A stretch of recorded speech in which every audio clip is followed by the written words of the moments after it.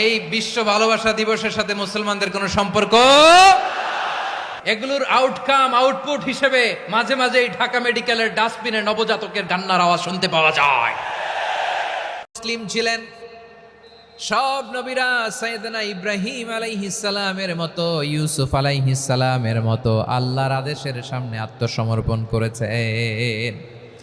আল্লাহর সামনে নিজেকে সঁপে দিলেই সম্মান, আল্লাহর সামনে আত্মসমর্পণ করলেই ইজ্জত। ইসলামকে রেখে দিয়ে অন্য কোথাও ইজ্জত খুঁজলে আমাদেরকে বেইজ্জতি করে ছাড়বেন কে? এজন্য ওমর ফারুক রাদিয়াল্লাহু তাআলা আনহু বলতেন, নাহনু কওমুন আ'আজ্জানাল্লাহু বিল ইসলাম ফাইন বিতাগাইনাল ইজ্জাতা বিগাইরিহি আদাল্লানাল্লাহ। আমরা এমন জাতি, যে জাতিকে আল্লাহ তাআলা ইসলামের মাধ্যমে সম্মানিত করেছেন। ইসলাম ছাড়া অন্য কোথাও যদি আমরা সম্মান খুঁজি, আমাদেরকে বেইজ্জত করবেন কে? আমাদের সম্মান ইসলামে। ইসলাম সময়ের অপরিহার্য বাস্তবতা, অপরিহার্য বাস্তবতা। স্যামুয়েল হ্যান্টিংটন একটা বই লিখে গোটা বিশ্ব কাঁপিয়েছেন, দ্য ক্ল্যাশেস অফ সিভিলাইজেশন, সভ্যতার সংঘাত। এই পৃথিবীতে অনেক সভ্যতার উত্থান হয়েছে, পতন হয়েছে। প্রিয় ময়মনসিংহবাসী, আমার কথা শুনতেছেন? হ্যাঁ, শুনতেছেন? আওয়াজ করে পড়েন তো লিল্লাহে তাকবীর। সবাই পড়েননি? এত লক্ষ মানুষ তাকবীর দিলে এই আওয়াজ হয়? আমি বিশ্বাস করি না। সবাই পড়েন নাই, সবাই গলা ছেড়ে দিয়ে আওয়াজ করে পড়ুন তো লিল্লাহে তাকবীর, লিল্লাহে তাকবীর, লিল্লাহে তাকবীর। দ্য ক্ল্যাশেস অফ সিভিলাইজেশন, সভ্যতার সংঘাত। স্যামুয়েল হ্যান্টিংটন একটা বই লিখে গোটা বিশ্ব কাঁপিয়েছেন। বিভিন্ন সভ্যতার উত্থান এই পৃথিবীতে ঘটেছে, আবার পতন হয়েছে। এই পৃথিবীতে এসেছে আর্য সভ্যতা, বৈদিক সভ্যতা, মেসোপটেমীয় সভ্যতা, মহেঞ্জোদারো সভ্যতা, সিন্ধু সভ্যতা, অনেক সভ্যতা। এখন চলতেছে পাশ্চাত্যের ডমিনেশন, তারা এখন সুপার পাওয়ার। স্যামুয়েল হ্যান্টিংটন বলে, এক সভ্যতা, এক সুপার পাওয়ার বেশি দিন প্রভাব খাটাতে পারে না। এই পাশ্চাত্যের এই সভ্যতারও একদিন কবর রচিত হবে, এটাও একদিন নিচে নামতে বাধ্য হবে। এরপরে এমন এক সভ্যতা দাঁড়াবে, যে সভ্যতার পতাকার মধ্যে থাকবে লেখা লা ইলাহা ইল্লাল্লাহ। ওই সভ্যতার পতন পৃথিবীর কেউ করতে পারবে না। চিল্লায় বলেন ঠিক কিনা? সেটাই হচ্ছে ইসলাম। নাহনু কওমুন আ'আজ্জানাল্লাহু বিল ইসলাম। আমরা এমন জাতি, যে জাতিকে ইসলাম দিয়ে সম্মানিত করেছে কে? ফাইন বিতাগাইনাল ইজ্জাতা বিগাইরিহি আদান্নাল্লাহ। ইসলাম ছাড়া অন্য কোথাও যদি আমরা সম্মান তালাশ করি, আমাদের। আমার প্রিয় ভাইয়েরা, প্রিয় ভাইয়েরা, শান্ত হন, মেহেরবানি করে শান্ত হন। আপনারা চান যে ধাক্কাধাক্কি করে আমরা দেখার জন্য সামনে আসবেন, এরপর আমি দোয়া করে চলে যাই, এটাই চান নাকি? এটাই তো চান নাকি? তো এই যে আমি তো দেখতেছি বাম দিকে লক্ষ লক্ষ জনতা দাঁড়িয়ে আছে, হাজার হাজার মানুষ দাঁড়িয়ে আছে। আপনাদের সমস্যা কোথায়? এদিকে, এই দিকটাতে কি? পেছনে যান, চলে যান, পেছনে দূরে সেফ জোনে যান। ব্যথা পাবেন, এখানে ব্যথা পাবেন। একটু জিকির করেন, সুবহানাল্লাহ, আলহামদুলিল্লাহ, লা ইলাহা ইল্লাল্লাহ, সুবহানাল্লাহ, আলহামদুলিল্লাহ, লা ইলাহা ইল্লাল্লাহ, সুবহানাল্লাহ, আলহামদুলিল্লাহ, লা ইলাহা ইল্লাল্লাহ। সবাই পড়ুন, সুবহানাল্লাহ, আলহামদুলিল্লাহ, লা ইলাহা। ইসলাম, ইসলাম ছাড়া অন্য কিছু আমরা মানি না, মানবো না। চিল্লায় বলতে হবে ঠিক কিনা? ইসলাম বিরোধী কোনো মতবাদ আমরা মানবো না। চিল্লায় বলেন ঠিক কিনা?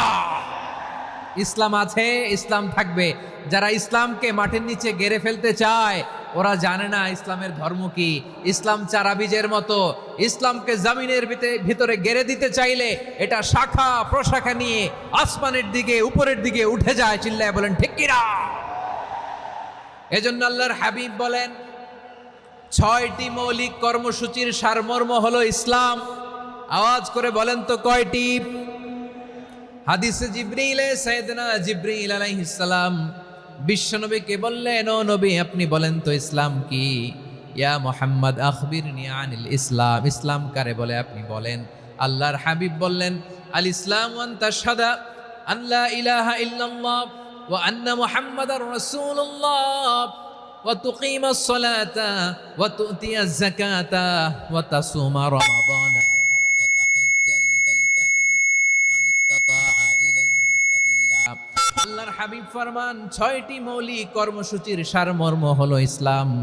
এক হলো তুমি সাক্ষী দিবা আল্লাহ ছাড়া কোনো ইলাহ নাই, মুহাম্মদ ছাড়া রাসূল নাই, তিনি আমাদের রাসূল। সালাত কায়েম করবা, যাকাত আদায় করবা, সামর্থ্য থাকলে আল্লাহর ঘরে হজ করতে যাবা। এই 6টা কর্মসূচির সারমর্মের নাম হলো ইসলাম। ময়মনসিংহবাসী আওয়াজ করে বলেন, এই 6টা কর্মসূচির সারমর্মের নাম কি? তাহলে ইসলাম কারে বলে বুঝতে পারছেন? এই যে এখানে কত সুশৃঙ্খল, আমার দিকে তাকায় আছে চাতক পাখির মতো, কি সুশৃঙ্খল। আর এই যে ধাক্কা ধাক্কি করতে করতে, ভাইয়েরা বসে যান, বসে যান, বসে যান, কষ্ট হইলেও বসে যান, অল্প কিছু সময় এরপর বিদায় নিব, বসে যান। তাহলে 10 নম্বরের 1 নম্বর আমরা বুঝে ফেলছি, ইন্নাল মুসলিমিনা ওয়াল মুসলিমাতি। আল্লাহ বলেন, মুসলিম পুরুষ এবং নারী আমার কাছে প্রিয়, যারা আমি আল্লাহর আদেশের সামনে নিজেদেরকে সোপর্দ করে দেয়, সারেন্ডার করে দেয়, আমি আল্লাহর বিধানের সামনে নিজেকে সঁপে দেয়, আমি আল্লাহর ইচ্ছার সামনে নিজের ইচ্ছা বিসর্জন দেয়, আমি আল্লাহর সামনে সে সারেন্ডার করে, আত্মসমর্পণ করে, সেই মুসলিম। ঠিক কিনা বলেন? তাহলে 1 নম্বর বৈশিষ্ট্য ইন্নাল মুসলিমিনা ওয়াল মুসলিমাতি। এরপরে আল্লাহ বললেন ওয়াল মুমিনিনা ওয়াল মুমিনাতি, বিশ্বাসী নারী এবং পুরুষ, আত্মসমর্পণকারী নারী এবং পুরুষ যেমনি আল্লাহর কাছে প্রিয়, ইমানদার পুরুষ এবং নারীরাও আল্লাহর কাছে প্রিয়। পড়েন সুবহানাল্লাহ। মুমিনিনা ওয়াল মুমিনাতি। দেখেন, আমি আলোচনার শুরুতেই বলেছি, এই আয়াতে আল্লাহ তাআলা পুরুষদের কথা বলার সাথে সাথে পাশাপাশি কাদের কথা বলেছেন? নারীদের কথা। আওয়াজ করে বলেন, কাদের কথা? হ্যাঁ, নারীদের কথা বলেছেন। এজন্য মুমিনিনা ওয়াল মুমিনাতি, আল্লাহ ইমানদার পুরুষদের যেমনি পছন্দ করেন, ইমানদার নারীদেরকেও তিনি পছন্দ করেন। ঈমান মানে হচ্ছে স্বীকৃতি দেওয়া। ঈমান মানে স্বীকৃতি দেওয়া। কিসের স্বীকৃতি? বিশ্বাসের স্বীকৃতি। কিসের? মাশাআল্লাহ, বিশ্বাসের স্বীকৃতি। এই পৃথিবীতে বিশ্বাসের দাম বড্ড বেশি। এই পৃথিবীতে সবচেয়ে দামি জিনিস কি? বিশ্বাস। বিশ্বাস ছাড়া এই জগৎ চলে? স্বামী স্ত্রীর সম্পর্ক কিসের উপর টিকে থাকে বলেন তো? হ্যাঁ, বিশ্বাসের উপর টিকে থাকে। স্বামী স্ত্রীর সম্পর্ক টিকে থাকে বিশ্বাসের উপর।